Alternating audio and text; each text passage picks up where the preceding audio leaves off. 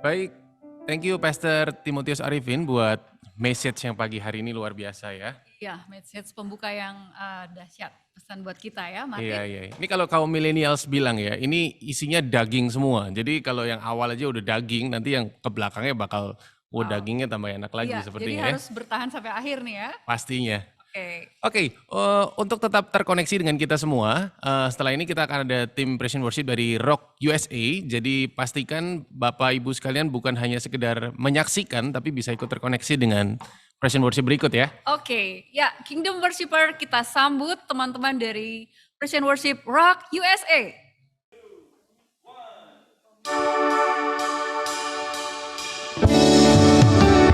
Welcome. Let us join together in worship. Kingdom worshipers. Let's lift up His name. Miracles when you move. Such an easy thing for you to do. Your hand is moving right now. You are still showing up at the tomb of every Lazarus. Your voice is calling me out right now. I know you're able, my God, come through again. You can do all things. You can do all things but fail. 'Cause you never lost a battle. No, you've never lost a battle. I know, you never will. Everything's possible by the power of the Holy Ghost. A new wind is blowing right now, breaking my heart of stone, taking over like a Jericho, and my walls are all crashing down right now. I know you're able, my God, come through again. You can do all things. You can do all things but fail. 'Cause you never lost a battle. No, you never lost a battle. I know, you never will. You can do all things, yeah. You can do all things but fail. 'Cause you never lost a battle. No, you never lost a battle. I know, you never will.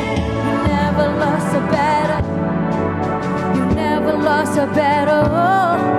You never lost a battle. You never will. 'Cause you never lost a battle. You never lost a battle. You never lost a battle. You never will. Oh, you never lost a battle. Oh, you never lost a battle. You never lost a battle. You never will. 'Cause you never lost a battle.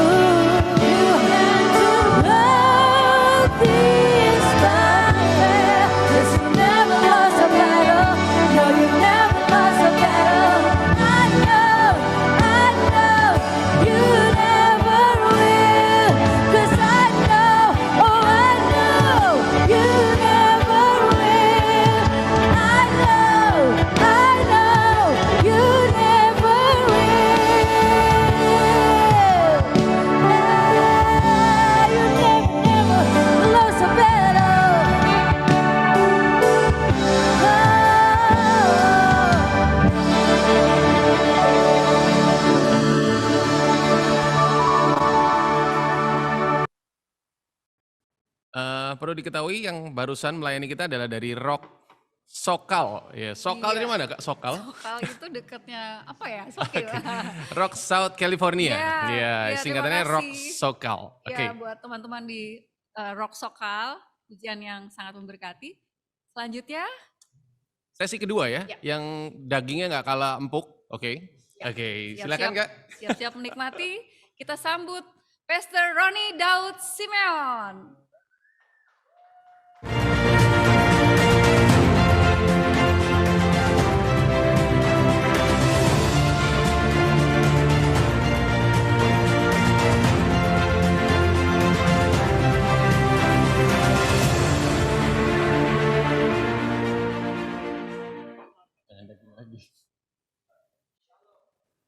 Warga kerajaan, apa kabar semuanya? Haleluya, hati saya bersuka cita kita memasuki Kingdom Conference kita yang pertama. Dan itu bukan berarti yang terakhir, kita akan terus lanjutkan perjalanan untuk to equip the saints, to equip the worshipers untuk tahun-tahun yang ke depan. Sebelum kita memulai, mari kita akan berdoa bersama-sama lebih dulu. Datanglah kerajaanmu dan jadilah kehendakmu atas setiap kami di bumi seperti di sorga. Nyatakan dirimu lewat firman-Mu, karena firman-Mu ya dan amin.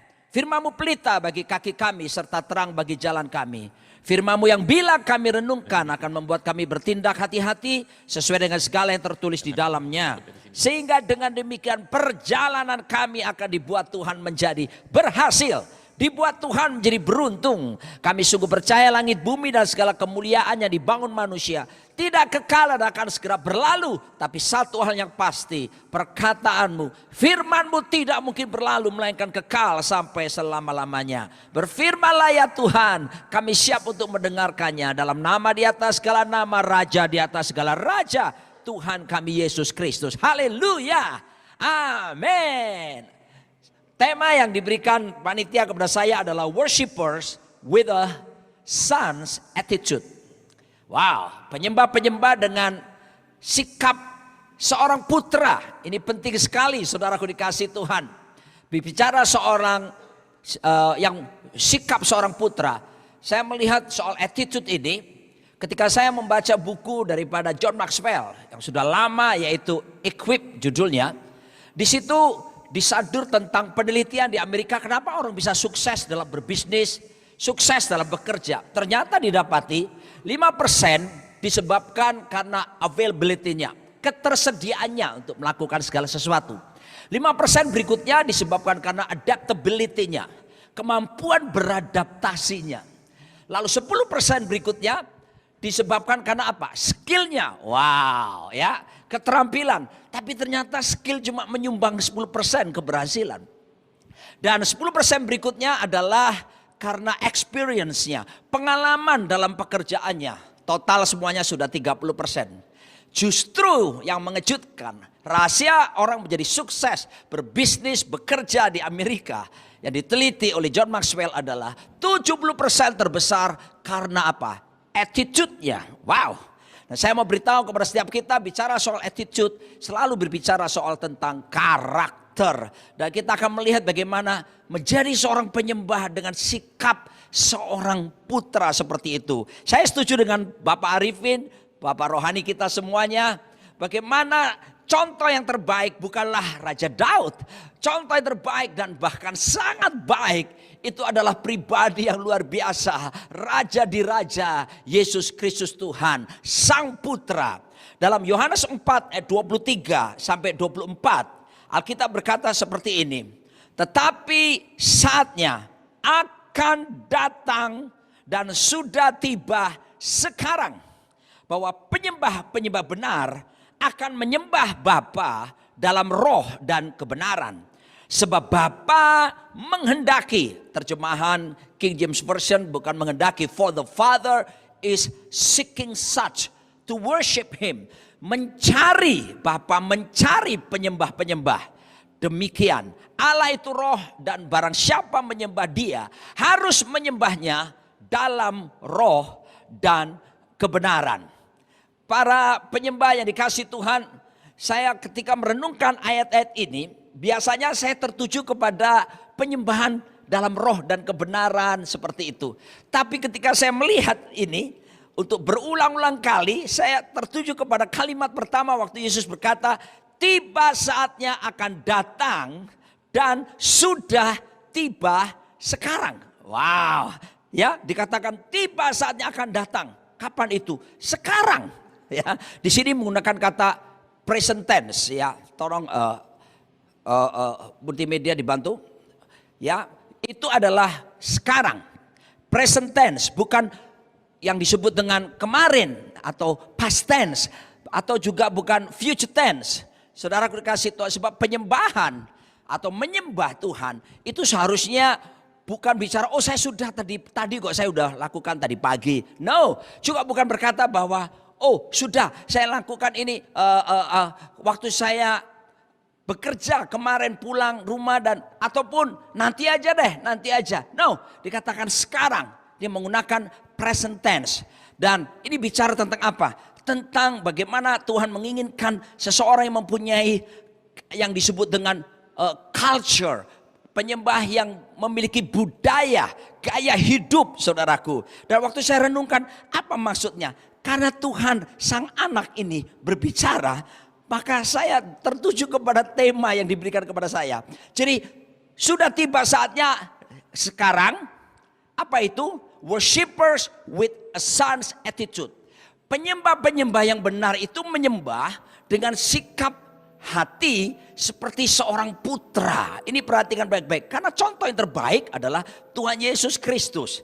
Dan saudaraku dikasih Tuhan, ini berarti begini. Bukan sekedar kita ini seperti menikmati hadirat Tuhan lalu kita mengalami berubah. No. Ya, saya percaya a good preaching is not enough to build the church. Khotbah yang bagus gak cukup membangun gereja. A good preaching is not enough to change the heart of the people. Ya kan, khotbah yang bagus pun gak cukup untuk bisa merubah hati seseorang. Tetapi saudaraku, but the presence of God, tapi hadirat Tuhan bisa merubahkan seseorang. Tetapi saya beritahu, jangan berhenti di berubah. Ya, son's attitude bukan cuma berubah, tetapi seperti Yesus itu menjadi satu pribadi yang mengubahkan orang lain.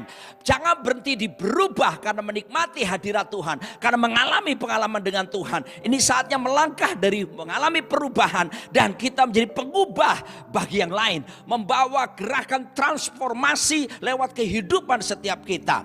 Nah, ada dua pihak dalam Yohanes 4 ini, yaitu sang putra, contoh terbaik Yesus Kristus.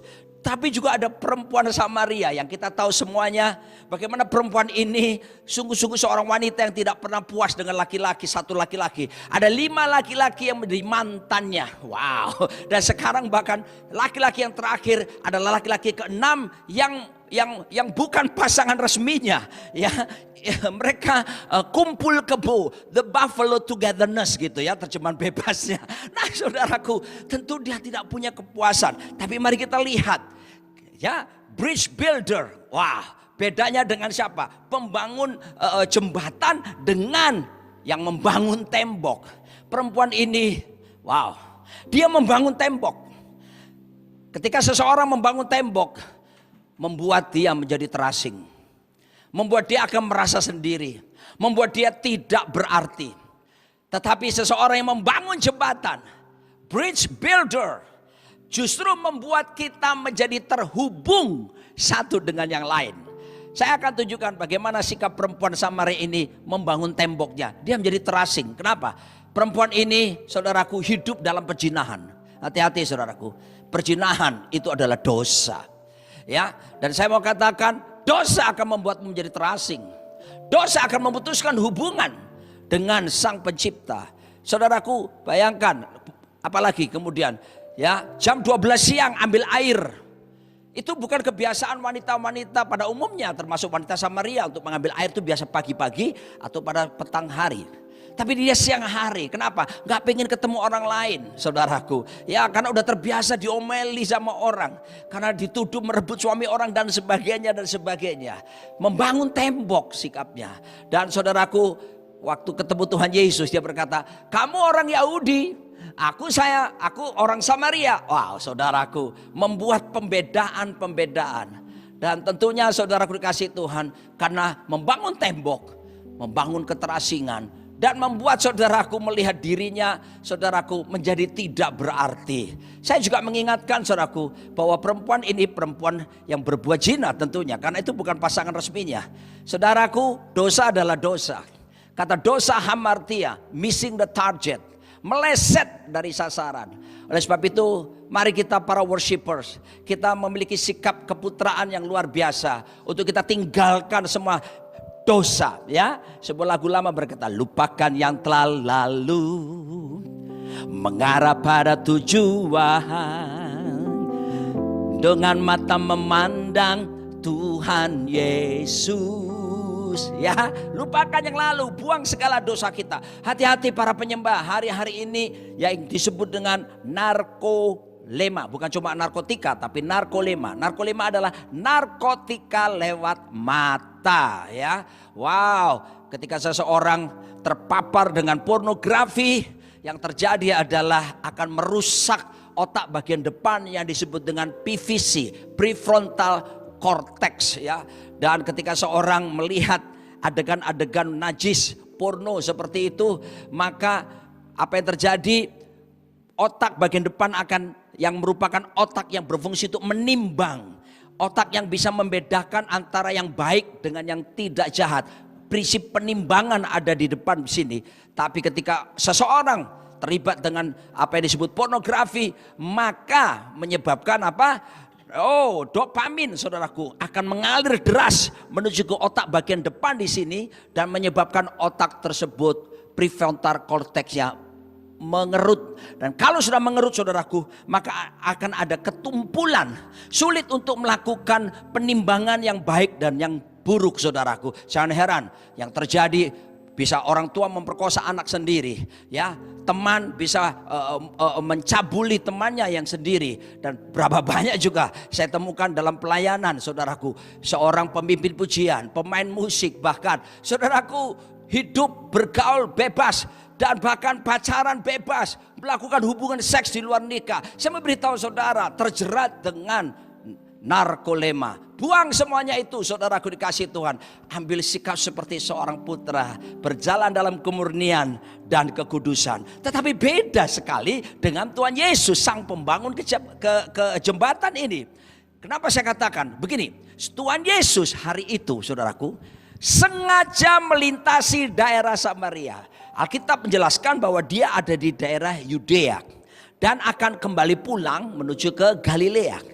Nah, biasanya orang Yahudi itu pasti mengambil jalan memutar seperti ini, menghindari daerah yang disebut dengan Samaria. Kenapa? Ratusan tahun saudaraku sejak pembuangan di Babel, ketika mereka pulang zaman Esra dan Nehemia, itu terjadi antara orang Samaria dengan orang Yahudi hal-hal yang tidak enak, dan mereka tidak saling bertegur sapa, dan itu sudah terjadi ratusan tahun. Orang Yahudi biasanya menghindari daerah Samaria kalau dari Yudea menuju ke Galilea. Tapi hari itu pembangun jembatan Yesus Kristus, dia sengaja, perhatikan kalimat ini, kata ini, sengaja. Dia sengaja menembus melewati daerah Samaria. Untuk apa saudaraku? Untuk ketemu wanita ini saudaraku, untuk kembali menegakkan kerajaan Allah lewat hidupnya yang mau dinyatakan kepada perempuan Samaria ini. Dan tentunya bridge builder, menghubungkan, menjadi jembatan yang menghubungkan saudaraku dengan Sang Bapa Sorgawi. Oh, para penyembah yang dikasih Tuhan, Tuhan menginginkan setiap kita bukan membangun tembok, tetapi menjadi seorang yang sungguh-sungguh menjadi pembangun jembatan. Jangan hidup seperti amfibi katak di dua alam katanya. Oh, di mimbar keren menyembah Tuhan, melayani Tuhan, tapi saudaraku dosa jalan terus, hati-hati. Tapi pornografi jalan terus, hati-hati. Buang semuanya itu saudaraku, dan mari kita mengejar kekudusan. Sebab tanpa kekudusan tidak ada satu orang yang bisa melihat Tuhan. Saya akan tunjukkan berikutnya sikap daripada seorang putra. Nah, ini menarik sekali. Ingat ya, kata sikap ini 70% mayoritas menyumbang keberhasilan ketika seseorang bekerja yang ada di Amerika di sana. Yang kita lihat yang pertama, sikap seorang putra adalah tentunya melihat Bapa sebagai sumber dengan penuh hormat. Melihat Bapa sebagai sumber, saudaraku dikasih Tuhan. Menyadari bahwa tanpa Bapa, tanpa Tuhan, kita nggak bisa berbuat apa-apa. Saudaraku, dikatakan dalam Yohanes pasal 5 ayat 19. Di sana dikatakan firman Tuhan, maka Yesus menjawab mereka, katanya, aku berkata kepadamu, sesungguhnya anak tidak dapat mengerjakan sesuatu dari dirinya sendiri, jikalau tidak ia melihat Bapa mengerjakannya. Sebab apa yang dikerjakan Bapa itu juga yang dikerjakan anak. Wow, Anda bisa melihat betapa ada hubungan yang luar biasa, yang baik, yang cantik antara sang putra Yesus dengan sang Bapa. Dikatakan anak tidak bisa melakukan sesuatu dari dirinya, ya, kecuali berasal dari Bapa. Dia harus melihat, terhubung dengan sang Bapa sorgawi. Saudaraku dikasih Tuhan, ini saatnya dimana kita kembali meredefinisi hubungan kita dengan Tuhan. Saudaraku, kita lihat hari-hari ini ketika work from home, ya, ketika dibatasi untuk ibadah, saya perhatikan saudaraku, banyak orang jadinya malas untuk ibadah lagi ketika PPKM sekarang level 1. Betul tidak saudaraku? Waduh, mereka alasan saudaraku, aduh ntar masih belum baik, soalnya ntar bahaya, masih penyebaran, ini kan masih pandemi. Tapi saudaraku, mereka berani pergi ke restoran rame-rame, 10 orang, lalu ngobrol hahihu heho, bisa 1-2 jam di sana. Lalu ke kafe ngopi ngobrol saudaraku, dan lepas masker, kumpul-kumpul. Tapi kalau pergi ke rumah Tuhan, beribadah saudaraku, bahkan ada yang saya temui, ya, saya percaya worshipers ini nggak ada, itu di kutub utara bagian pedalaman, yang diam dalam gua-gua tepi jurang 500 meter perempatan jalan gang buntu. Sudah dari masa pandemi sejak Maret tahun lalu sampai sekarang nggak pernah pergi ke gereja. Ya saya tahu, sebab bait Allah itu bukan gedungnya sekarang, tubuhmu. Tetapi ketika PPKM sudah diturunkan, diberi kesempatan beribadah, alasannya tetap saudaraku gak mau datang. Hati-hati saudaraku, sebab saya mau katakan kepada saudara, ketika Tuhan menegur jemaat di Efesus, Tuhan berkata, kamu telah meninggalkan kasihmu yang mula-mula. Ingatlah betapa dalamnya kamu telah jatuh. Tolong perhatikan baik-baik saudaraku, kejatuhan bukan sekedar berbuat zina atau melakukan dosa yang lain. Ketika dengan sengaja kita meninggalkan kasih yang mula-mula.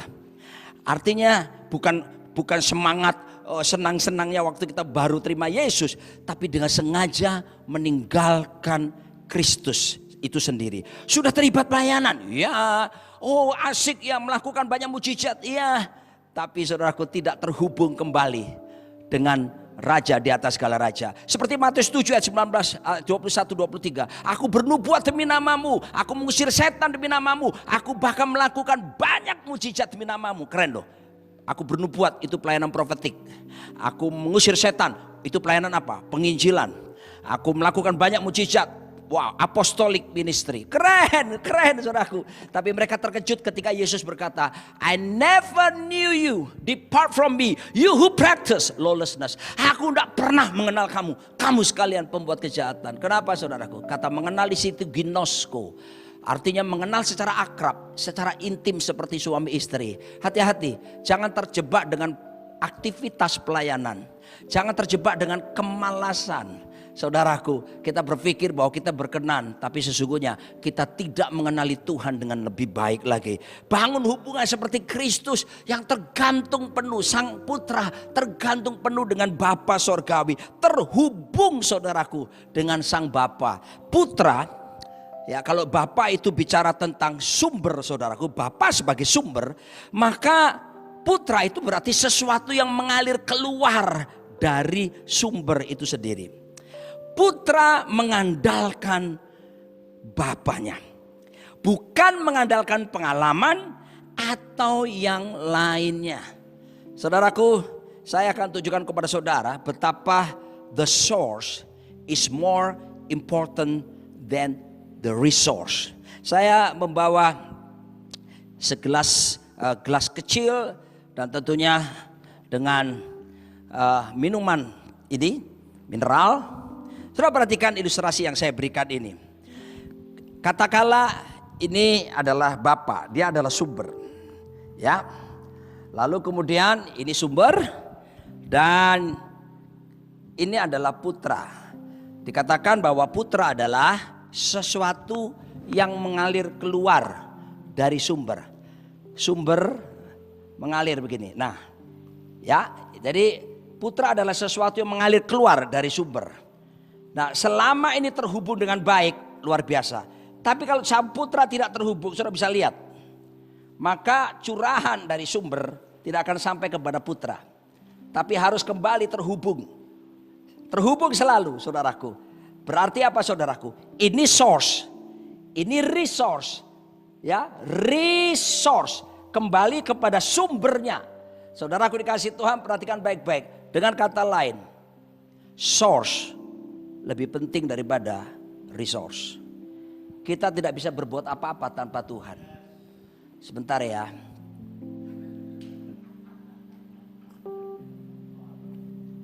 Sadap, segar. Bangun persekutuan, bukan bangun pelayananmu, keaktifanmu. Orang beralasan, ya, oh sekarang saya ibadah dari rumah kok. Pertanyaan saya, sungguhkah kamu bersekutu dengan Tuhan dengan baik? Saya perhatikan saudaraku, kalau kita ikut online, tapi seringkali kita itu tidak ada sikap respect. Praise and worship gak ikut, saudaraku. Itu terjadi di Kutub Utara ya. Jadi saya sampai harus ke sana, saudaraku. Tapi koreksi diri kita masing-masing. Ayo, lihat Bapa sebagai sumber. Kita ini sesuatu yang mengalir keluar. Begitu kita keluarnya dari lingkungan hadiratnya, yang terjadi adalah kekeringan melanda hidup kita. Kembali kepada kebiasaan yang lama. Saudaraku, lalu kita terus melayani. Kita ada di mimbar. Kita sedang membagikan apa, saudaraku? Mari kita renungkan baik-baik.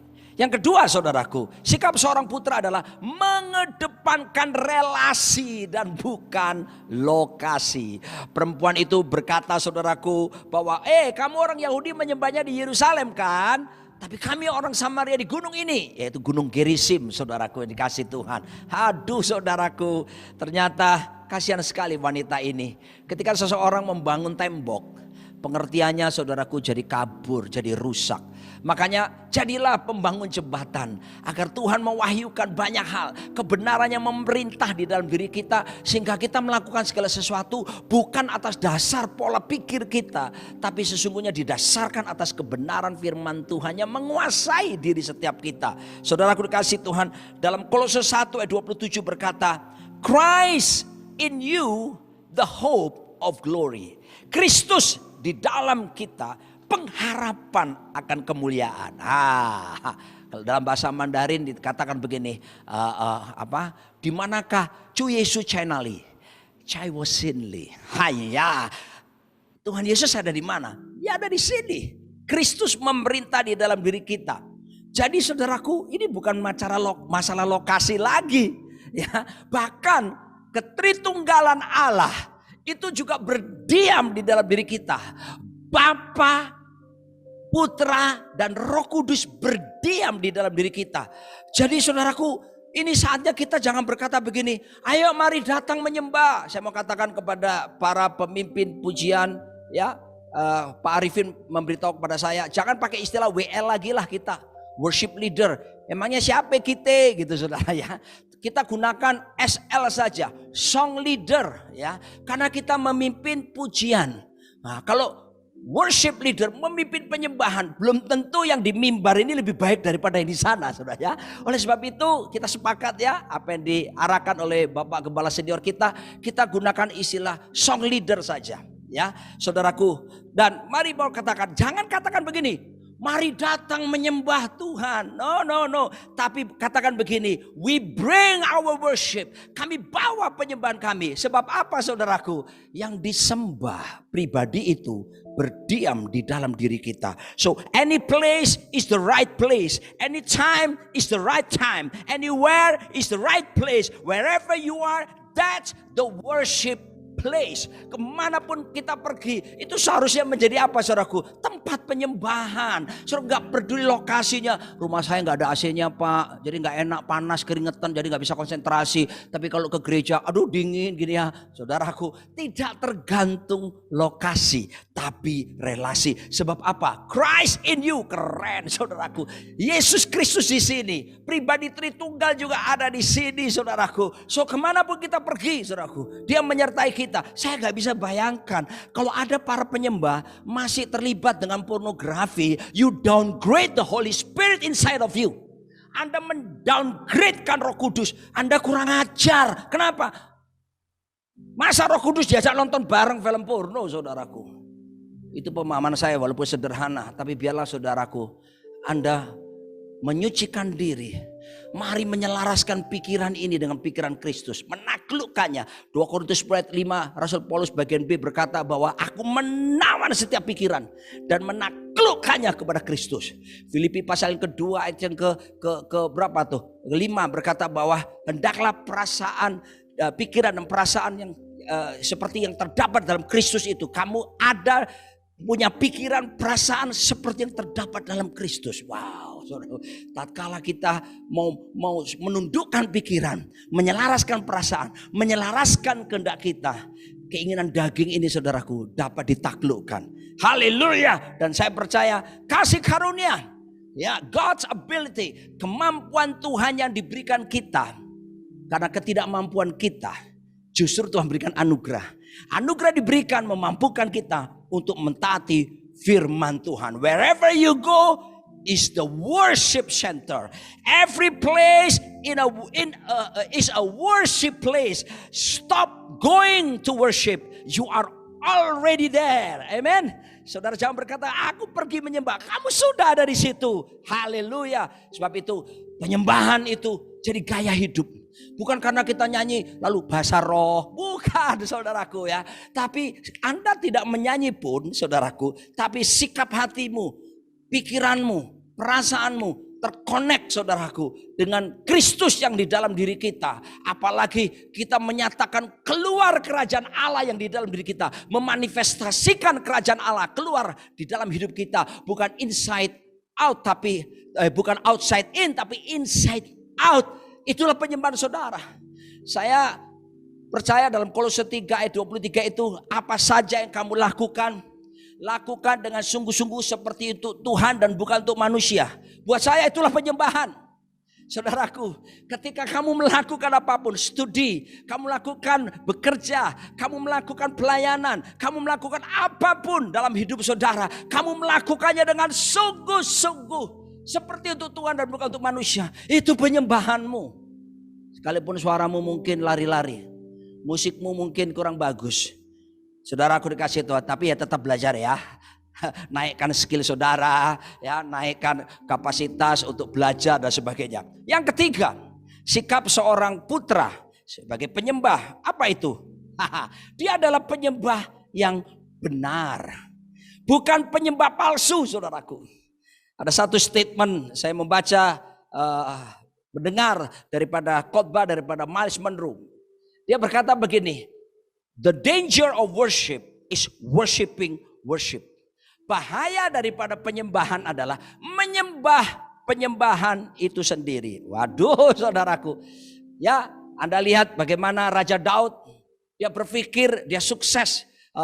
Punya maksud motivasi hati yang baik untuk membawa tabut perjanjian, memindahkan dari Baale Yehuda menuju ke Yerusalem, ke Bukit Sion. Sementara raja yang sebelumnya si Saul, saudaraku, raja ini kurang lebih 20 tahun membiarkan tabut perjanjian, saudaraku, yang bukan pada tempat yang seharusnya. Tapi Daud mengerti, tabut perjanjian bicara tentang hadirat Tuhan. Tabut perjanjian berbicara tentang kemuliaan Tuhan. Tabut perjanjian berbicara tentang pemerintahan Tuhan. Dia ngerti rasa hormat. Lalu dia punya niat memindahkan tabut perjanjian, saudaraku. Dan wow, dalam 2 Samuel 6 Anda bisa lihat ada 30.000 pasukan praise and worship. Saya kok belum pernah mendengar ya, tim praise and worship komplit, saudaraku, 30.000 orang. Wow, ada pakai musik lengkap untuk kategori waktu itu ya, ceracap, kecapi, gambus, kelentung dan sebagainya. Kalau sekarang seperti simfoni lengkap, musik lengkap, saudaraku. Saya tidak bisa bayangkan dinaikkan kereta lembu yang terbaik, mungkin dilapis emas ya, dan dia pakai pakaian raja. Waduh, fasilitas nomor 1.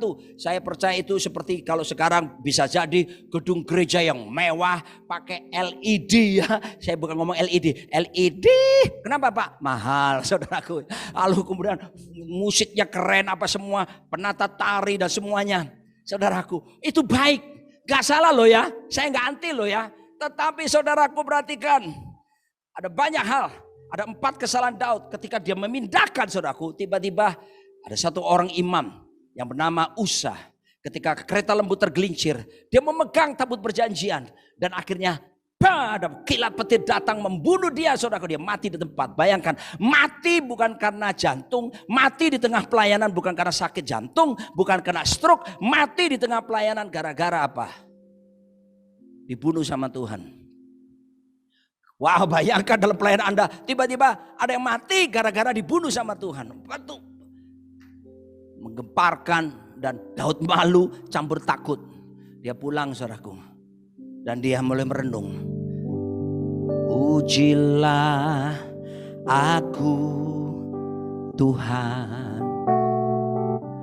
Cobalah aku Tuhan. Selidiki batinku dan hatiku. Aha, dia sadar. Astaga, astaga, apa yang sedang terjadi? Oh, astaga. Daud panggil para imam-imam ahli kitabnya. Selidiki di kitab suci. Bagaimana ketentuan memindahkan tabut perjanjian. Dan apa yang terjadi? Ternyata Daud melakukan 4 kesalahan. Yang pertama, dia tidak tanya Tuhan. Dia nggak lihat bagaimana kebenaran firman Tuhan ketika memindahkan tabut perjanjian. Sebuah pelajaran buat kita. Melayani sih melayani, oke silakan.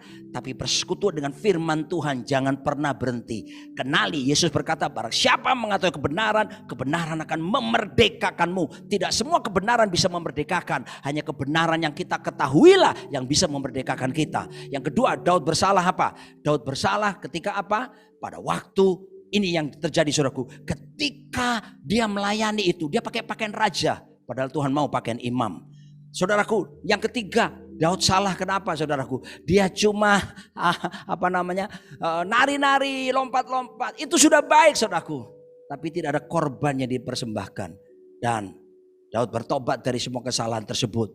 Dia bertanya kepada Tuhan. Dan juga tabut perjanjian gak boleh diangkut pakai kereta lembu. Tapi harus imam-imam yang memikulnya, imam Lewi. Saudaraku, imam-imam memikul. Ini gambaran setiap pribadi kita punya tanggung jawab untuk menghormati hadirat Tuhan, menghormati kemuliaan Tuhan, menghormati pemerintahan Tuhan di dalam hidup setiap kita. Dan kemudian akhirnya Daud berhasil. Jadi bukan bicara soal lokasi, tapi bicara soal relasi yang penting, saudaraku dikasih Tuhan. Dan juga bukan sensasi, tapi esensi. Karena banyak orang cuma cari sensasi. Pak, saya kepingin kok gak rasa kerenyang-kerenyang ya, kok ada geter-geter. Aduh, saudaraku, stop lah model cari-cari gini. Gampang kalau mau pengen kerenyang-kerenyang, pergi ke colokan listrik, cari kabel yang terbuka. Pegang sedikit, saudara tidak akan kerenyang-kerenyang toh, Anda akan menggelepar-gelepar di sana. Tapi jangan dicoba, saudaraku. So, kita bisa melihat Saul pun gagal dalam 1 Samuel berapa itu? 5. Bagaimana Samuel, saudaraku, diperintahkan membasmi orang-orang Agag, orang-orang Amalek dengan Raja Agag tentunya.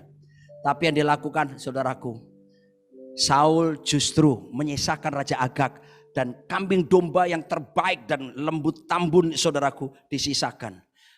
Saudaraku, Saul mengalami kegagalan. He worship. Saul menyembah penyembahan. Dia berpikir nanti kambing domba ini dipakai untuk korban sembelihan, korban bakaran. Tuhan tidak berkenan. Yang Tuhan senang adalah ketaatan, mendengar suara Tuhan, mendengar firman, mentaati itu lebih penting dari semua hal. Mendengar Tuhan, ketaatan menjadi pelaksana kehendak Bapa lebih penting daripada musik kita, lebih penting daripada nyanyian kita.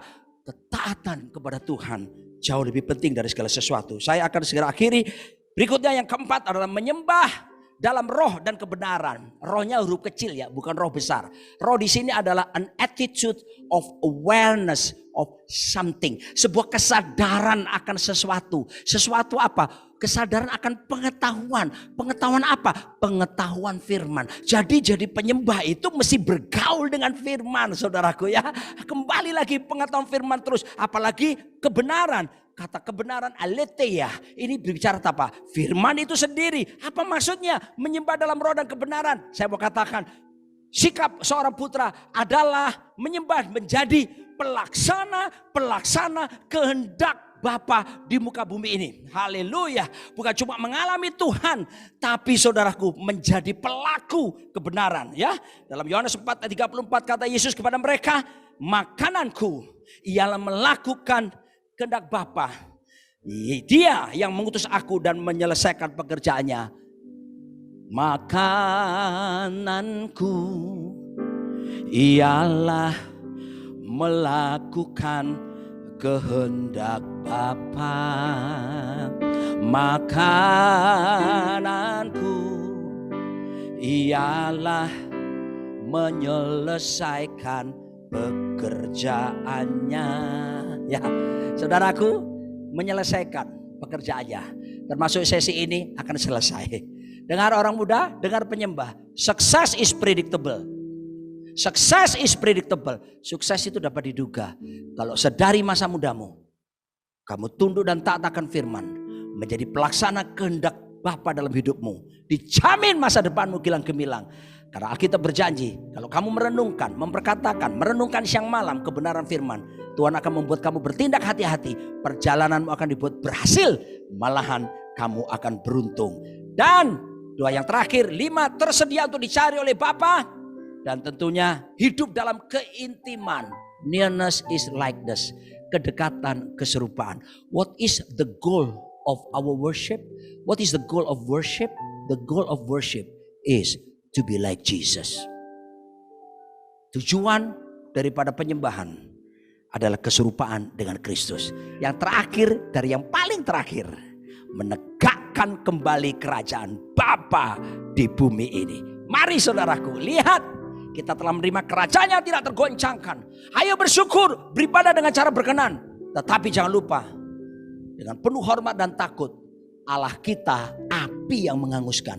Dia bukan cuma penuh dengan kasih, kemurahan dan karunia. Tapi jangan lupa loh, dia adalah api yang menghanguskan. Hormati kekudusannya dan mari berjalan dalam kemurnian dan kekudusannya. Tuhan Yesus memberkati Anda semuanya. Amin.